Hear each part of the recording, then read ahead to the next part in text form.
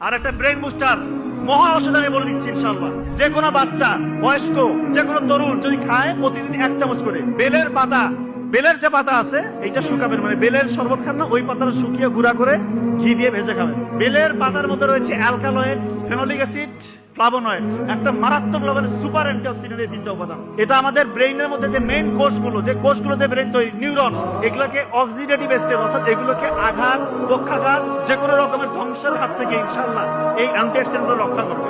এবং বেলের পাতার মধ্যে রয়েছে বিটা ক্যারোটিন এবং ভিটামিন সি, এটা আমাদের নিউরনকে পুষ্টি যোগাবে। এবং সব থেকে যে মানে মারাত্মক কাজটা করে সেটা হচ্ছে সিনাপসিস প্রক্রিয়াটাকে সচল করে, অর্থাৎ নতুন নতুন তথ্য আপনি সুন্দর মতো শিখতে পারবেন। এবং ঘিয়ের মধ্যে রয়েছে omega 3 fatty acid, omega 3 fatty acid এবং vitamin A, D, E, K.